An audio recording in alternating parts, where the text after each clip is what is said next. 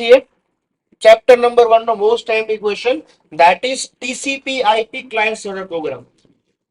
એક જ પીપીટી માં તમને આખા ચેપ્ટર નું સૌથી મોસ્ટ ટાઈમલી ટોપિક પૂરો થશે.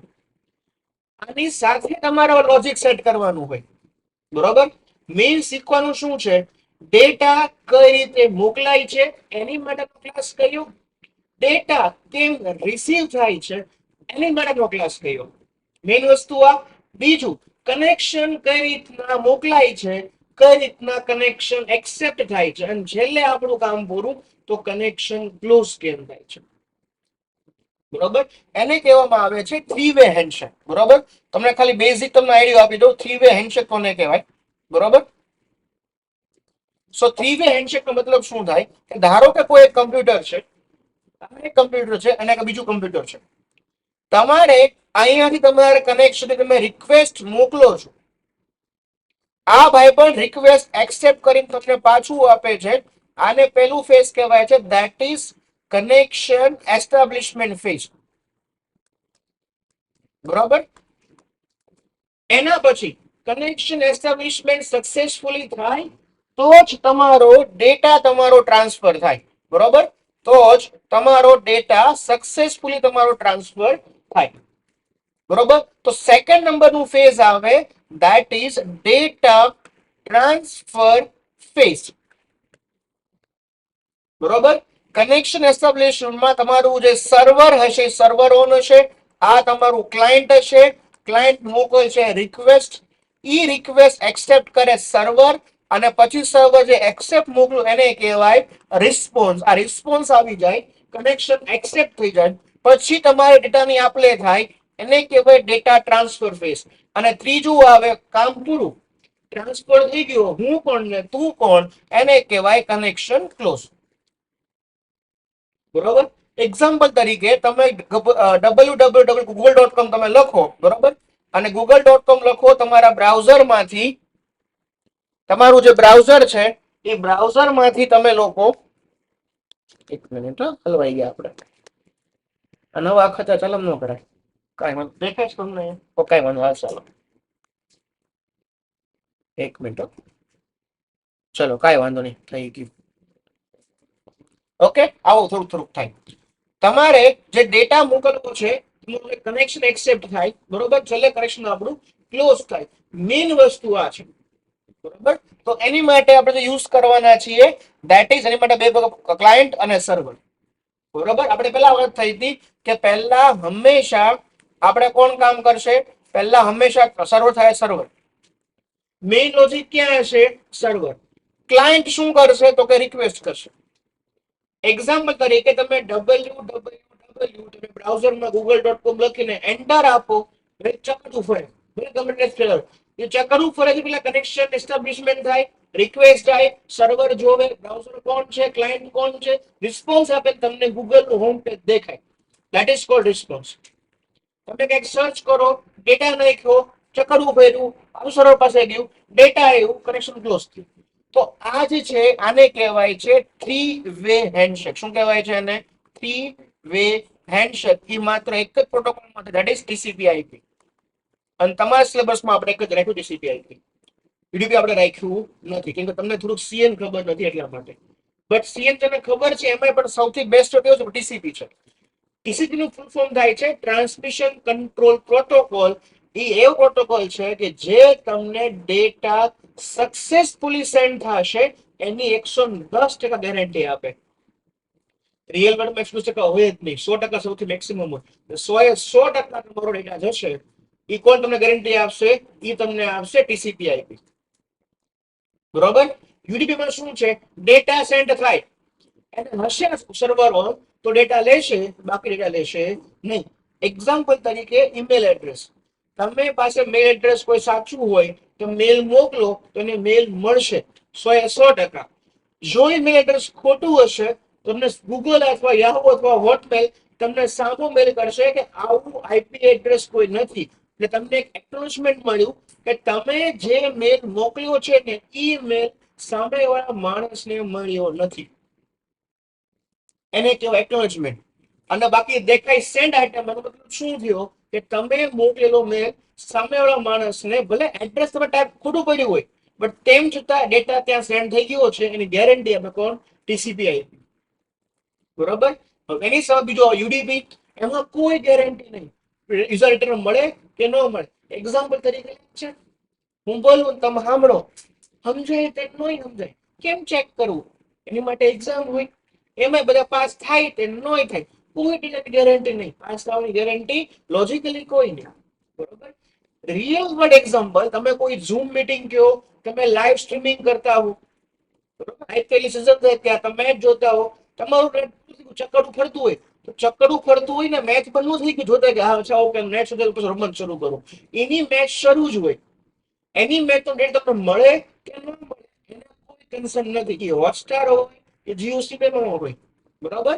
જેમાં જે તમારી ટીમ ગમતી હોય તમારે ચોટી ગયો ધોનીને ઉભો ન રહી જાય કઈ. બરોબર. એ મેચ એની શરૂ રહે, મતલબ શું થયો, તમારી પ્રોસેસ શરૂ રહે, સામેનો ડેટા મળે કે ન મળે. તમે સ્ટેડિયમમાં બેઠા હો તો ઉભા ન રહે કઈ, લોકો રમત કરે. સ્ટેડિયમ હોય તો ઠીક, ન તો ઠીક, એને રમવાનો મતલબ છે. That is UDP. Clear? E question number અત્યારે નથી, તમારે સીએન માં ફરી વાર તમારે આવશે. બરોબર. એ બહુ હેલું છે, એક જ પ્રયાસ છે, પણ પ્રોગ્રામ કરવું અઘરું છે. બરોબર. શું કામ? કે તમે ડેટા મોકલો, રિસીવ કરે, પાછું અહીંથી રિસીવ કરે, હોય તો ઠીક, ન હોય તો કઈ વાંધો નહીં. પણ આમાં શું છે, એકવાર કનેક્શન એસ્ટાબ્લિશમેન્ટ થઈ ગયું ને પછી વાત પૂરી. બસ તમે ગમે એટલી વાર ડેટા મોકલી શકો, તમે ગમે એટલી વાર રિસીવ કરી શકો. બરોબર. એટલા માટે આપણે રિસીવર રાખ્યું છે આપણે, અને રિયલ વર્લ્ડમાં પણ આ વધારે યુઝ થાય છે. ઓકે, ચલો.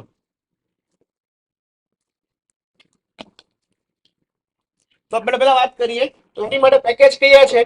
તો આપણે જોઈએ એની માટે પેકેજ છે ઇનપુટ આઉટપુટ અને ડોટેડ પેકેજ છે. બરોબર. નોર્મલ જાવા ક્લાસ છે, એટલે આપણે નામ રાખ્યું માય સર્વર અને માય ક્લાયન્ટ. તમે જરા અંદર આ જ રીતના તમે જોજો એનિમેશન, બહુ મજા આવશે. ક્લિયર? તો હવે પહેલા શું છે, તો પહેલા આપણે વાત કરી હતી કે હંમેશા આપણે પહેલા ઓન કરશું સર્વરને. ઓન કરશું આપણે હંમેશા સર્વરને. આપણે સર્વરનો એક દરવાજો આપણે ખોલવો પડે. બરોબર. તો શું કર્યું, સર્વર સોકેટ એનો ઓબ્જેક્ટ, અને શું કહે ન્યૂ સર્વર સોકેટ અને એનો ઓબ્જેક્ટ. બરોબર. આ બધા ચાર ગણા નો રાખવા, તમારે બટન રાખી દેવી, કોઈ વાંધો નથી. શું કર્યું આપણે અત્યારે, આપણે 1111 નામનો પોર્ટ નંબર આપણે ઓપન કર્યો. બરોબર. હવે તો મારે જો આ સર્વર સાથે કનેક્શન એસ્ટાબ્લિશમેન્ટ કરવું હોય તો હું શું કરીશ, તો મને એની જોઈએ એનું આઈપી એડ્રેસ અને પોર્ટ નંબર. તો હું શું કરીશ, સોકેટ ક્લાસનો ઉપયોગ કરીને હું એનું અત્યારે આ જ કમ્પ્યુટરમાં મારું સર્વર છે અને આ જ ક્લાયન્ટ છે, એટલે લોકલ હોસ્ટ. જો તમારું સર્વર કોઈ બીજા આઈપી એડ્રેસમાં હોય તો તમારે આઈપી એડ્રેસ આપવાનું, કોઈ વેબસાઇટમાં હોય તમારે શું લખવાનું, વેબસાઇટનું નામ લખવાનું, કોમા કરીને પોર્ટ નંબર. એટલે શું થશે, તો આ જે ભાઈબંધ છે એ લંગરિયું નાખશે આ સર્વર સોકેટમાં. એક્ઝામ્પલ તરીકે હવે તો આમ તો ઇન્સ્ટાગ્રામમાં જમવાનું છે, બાકી પેલા ફેસબુક હતું. શું હતું કે તમને ક્લાસમાં કોઈ ભાઈબંધ ગમ્યો, તમે એનું નામ ગોત્યું અને તમે રિક્વેસ્ટ મોકલી, ધેટ ઇઝ ધીસ ટાઈપ. હજુ એક્સેપ્ટ નથી કરી, તમે ખાલી મોકલી છે. બરોબર. તમને ખાલી નામ ખબર પડી, નામ એટલે આપણો પોર્ટ નંબર. બરોબર. પોર્ટ નંબર અને નામ બે ભેગું થયું. પહેલા તો બધા અકાઉન્ટ ફેક નહોતા, રિતર્સમાં 6 અકાઉન્ટ હોય.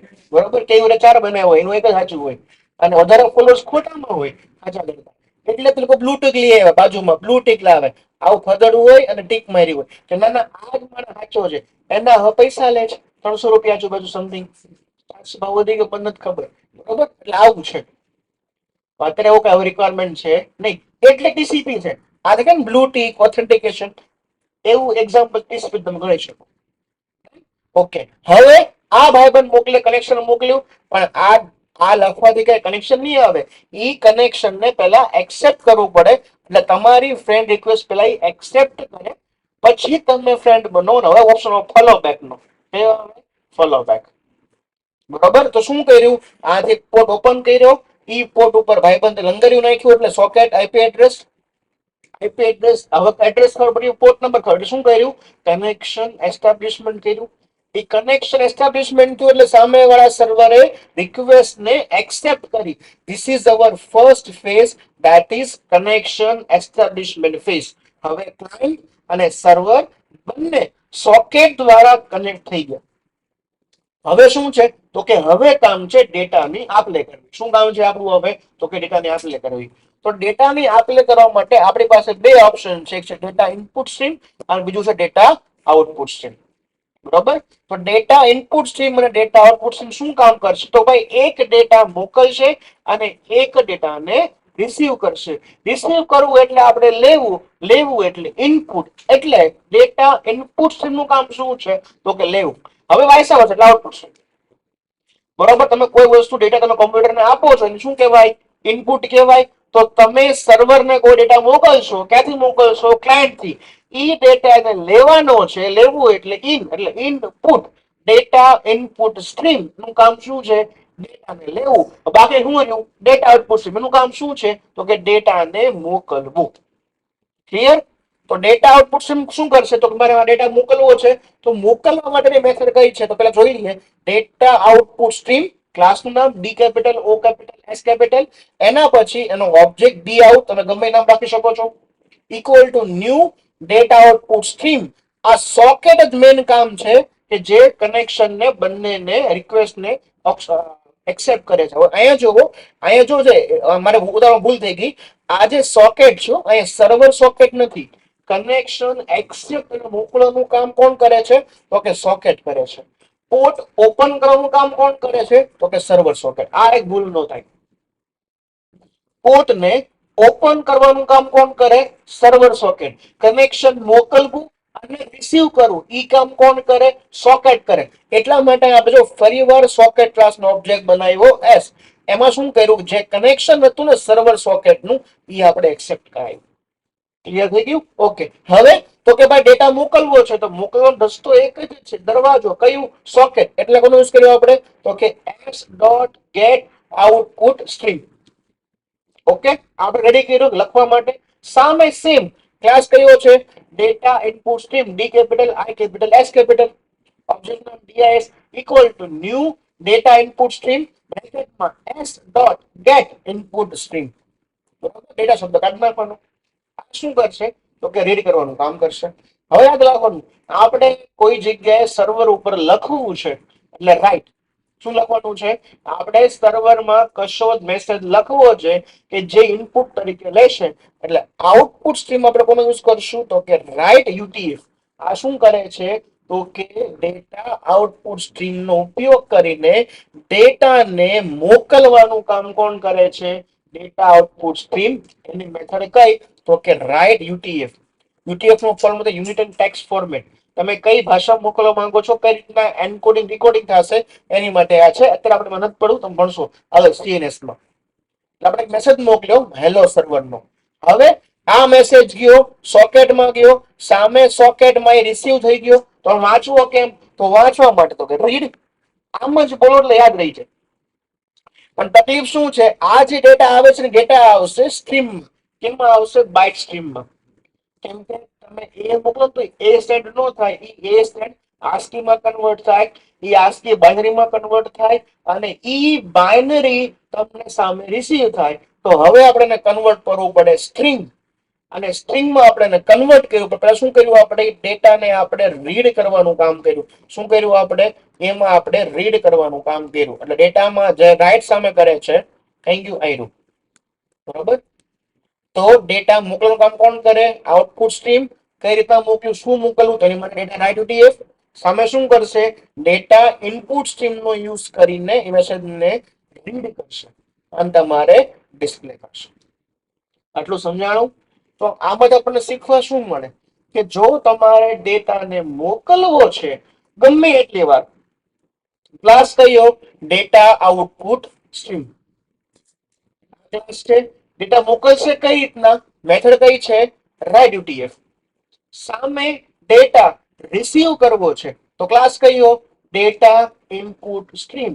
રિસીવ કેમ કરશે? તો કે ડેટા ઇનપુટ સ્ટ્રીમ નો ઓબ્જેક્ટ ડોટ રીડ યુટીએફ. આમાં એકે વાર એવું નથી બોલ્યો કે સર્વર માત્ર રિસીવ કરશે, ક્લાયન્ટ હંમેશા મોકલશે. એવું ક્યાં મોકલ્યો નથી. ડેટા બંને મોકલી શકે, ડેટા બંને રિસીવ કરી શકે. સમજાણું? શીખવાનું શું?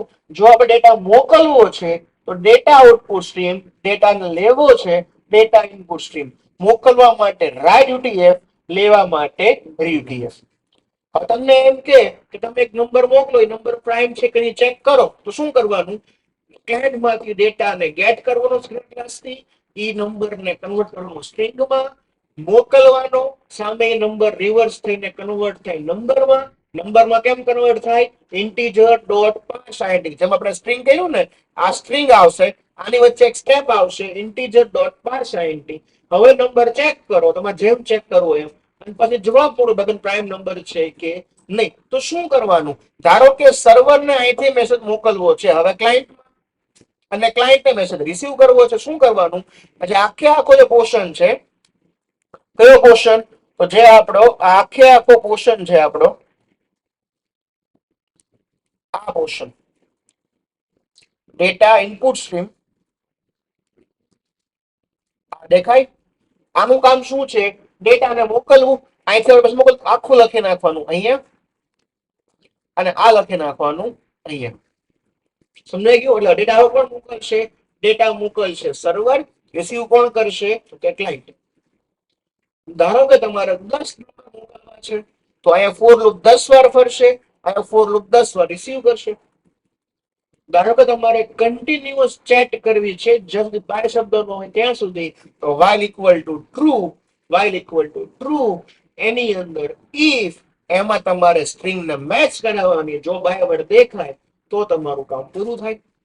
તમને એમ કે 10 નંબર અહીંથી મોકલો અને ડિસેન્ડિંગમાં ગોઠવો, અસેન્ડિંગમાં ગોઠવો, તો પહેલા અહીંયા બધા જ નંબર એક સેન્ડ થાય, ઈ નંબર તમારા એરેમાં સ્ટોર થાય, ઈ એરેમાં સ્ટોર થાય, તો તમે એને એરે લૂપ ફેરવો, કન્ડિશન મેચ કરાવો, અને વારા પછી જવાબ મોકલો, સામે રિસીવ થાય. વચ્ચેની લોજિક ઈ સેમ જાવા જેવું જ છે, પણ આમાં શું છે કે એટ એ ટાઈમ એક મોકલશે અને સામે એટ એ ટાઈમ એક રિસીવ કરશે. તમે 2 વાર મોકલવું છે, સામે 2 વાર રિસીવ થશે. તમારે ઇન્ફિનિટી મોકલવું છે, સામે ઇન્ફિનિટી રિસીવ થશે. ક્લિયર?